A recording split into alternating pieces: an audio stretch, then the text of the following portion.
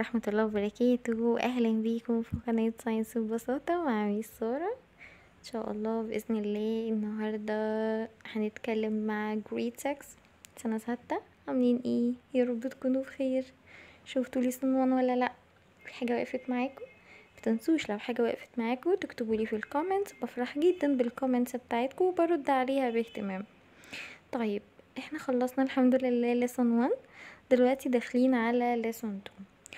lesson 2 بيقولي كده brief history of the cell. يعني ايه brief history of the cell؟ يعني ملخص سريع كده عن تاريخ السيل او ازاي عرفنا ان في حاجة اسمها cell. احنا كنا اتفقنا مع بعض ان السيل دي هي building unit of living organisms، يعني هي وحدة بناء الكائن الحي. يعني انت في الاول خالص قبل ما تبقى ولد شطور كده، وقبل ما تكوني بنت جميلة عسولة كده، فانتوا كنتم سيل صغيرة مش بنشوفها بعينينا المجردة، يعني عينينا المجردة من غير الميكروسكوب. احنا عايزين نعرف بقى ازاي اكتشفوا ان في حاجة اسمها سيل اصلا. قالك ان الميكروسكوب was invented in 17th century، يعني اكتشفوه في القرن ال17. ده الميكروسكوب. مش عليك مين اللي اكتشف الميكروسكوب، خلاص، عشان الحتة دي بتلخبط شوية. بس يعني في بعض التيتشرز بيقولوا انه روبرت هوك هو اللي اكتشف الميكروسكوب. لا، احنا بنقول ان هو اكتشف الميكروسكوب. اكتشف، خلاص انت عليك ان هو اكتشف. طيب مين الساينتست العالم بقى اللي استخدم الميكروسكوب دي علشان يكتشف السيل؟ واحد اسمه روبرت هوك. ده اسم ساينتست عالم، هو اللي استخدم الميكروسكوب بتاعه وعارف من خلال الميكروسكوب ده انه في حاجة اسمها سيل. اصل الميكروسكوب ده معروف ان هو بيكبر اي حاجة، يعني مثلا لو حاجة صغيرة او حاجة انا عايزة اشوف تركيبها ايه من جوه، بنحطها تحت الميكروسكوب ونشوف. طيب فبيقولك انه هو كمان اللي هو روبرت هوك هو اللي ادى السيل الاسم ده. يعني هو لقى حاجة صغيرة كده بيتكون منها اي كائن حي، قالك الحاجة الصغيرة دي انا هسميها ذا سيل. يبقى مين اللي ادى الاسم بتاع السيل دوت؟ مين اللي خلى اسمها ذا سيل؟ روبرت هوك. طب مين اللي اكتشف السيل اصلا؟ روبرت هوك. خلاص، يبقى روبرت هوك هو اللي اكتشف السيل. اوكي، طيب احنا دلوقتي عايزين نشوف الاستراكشر بتاع الميكروسكوب ده. يعني روبرت هوك ازاي استخدم الميكروسكوب، والميكروسكوب ده بيتكون من ايه؟ طبعا يا ميس لو عايز افحص عينة معينة او عايزة اشوف حاجة تحت الميكروسكوب احطها فين بالظبط؟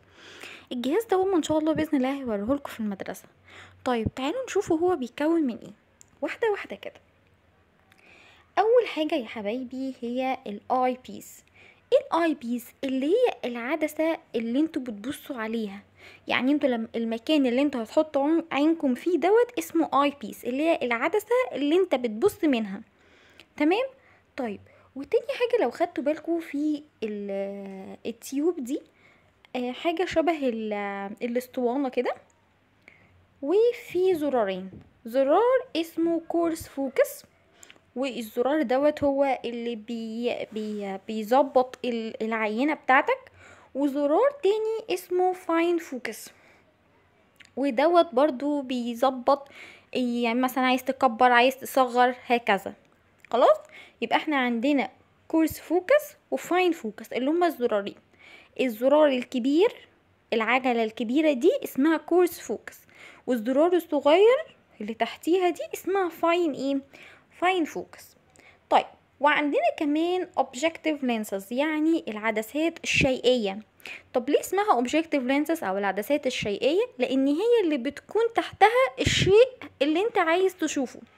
دي انت مش بتحط عينك فيها، ولكن هي دي اللي بتطلع لك الصورة فوق عند الاي بيس. طيب عندنا ايه كمان؟ عندنا الارم. انت الميكروسكوب ده ما ينفعش تمسكه من اي حتة، بنمسكه من الارم، بنشيله من الارم دي اللي هي الايد بتاعته وننقله بقى من مكان لتاني. خلاص، يبقى هو الارم ده المكان اللي هو بيتمسك منه. وعندنا الستيج دي احنا بنحط عليها العينة اللي انت عايز تفحصها، وهنشوف ازاي دلوقتي. طيب، وعندنا مراية تحت كده عشان تجمع الضوء عشان تشوف العينة كويس. وعندنا البيز، القاعدة اللي هي واقف عليها الميكروسكوب. خلاص، الكلام سهل وبسيط، اسمعوا مرة واتنين وتلاتة، ومع التدريبات كده هتلاقي نفسك حفظته ان شاء الله بإذن الله. طيب تعالوا شوفوا كده، ده ساينتست بيفحص حاجة تحت الميكروسكوب زي ما انتوا شايفين. هو عمال يحرك العجلتين اللي احنا قلنا عليهم دول، اللي هما الكورس فوكس والفاين فوكس. والمكان اللي بيبص منه دوت هي الاي بيس. وهو عمال يحرك العدسات اللي تحت دول اللي هما اسمهم ايه؟ objective lenses، العدسات الشيئية. اوكي، دلوقتي احنا عايزين نشوف ازاي بقى انا معايا عينة وعايزة افحصها. هو انا يا ميس ينفع اشوف البلانت سيل والانيمال سيل كده لو معايا ميكروسكوب؟ طبعا بسهولة جدا. ازاي؟ انا هديك مثال الانيون ده، الاكزامبل اللي عليك في المنهج. بس انت اي بلانت تاني، اي حاجة تانية، اي نبات تاني ممكن تفحصه بنفس الطريقة.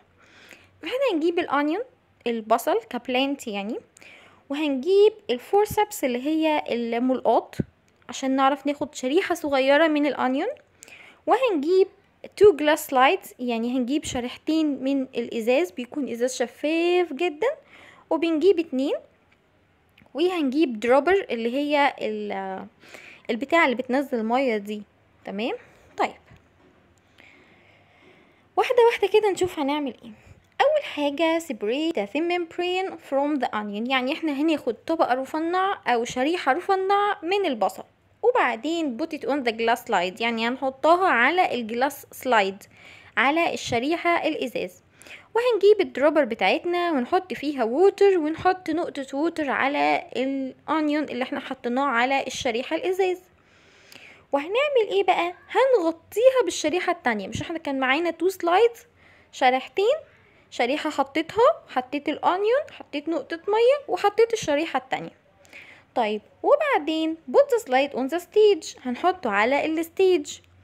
وبعد كده هنبص بقى through the eyepiece، هنبص من خلال المكان اللي انا وريتكم الساينتست بيبص منه. اوكي، هلاحظ ايه الابزرفيشن اللي انا هلاحظها؟ هتلاحظوا ان انت لما بتشوف السلايد باي لو باور اوبجكتيف لينس، يعني لما بتشوف، احنا قلنا في اتنين اوبجكتيف لينس، واحده بنسميها لو باور وواحده بنسميها هاي باور.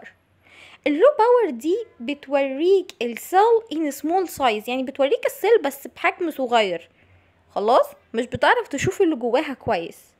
لكن لما بتجيب اللينس بتاعه الهاي باور، بتاعه اللي بتعمل فوكس اكتر، هتوريك السيلز بطريقه اكبر شويه، وهتعرف تشوف ايه اللي جواها. اوكي، كده الليسون خلص. لو عجبكم الشرح ما تنسوش اللايك، شير، سبسكرايب، فعلوا الجرس عشان توصلكم الدروس اول باول فتذاكروها اول باول. اسمع الفيديو مرة واتنين وتلاتة.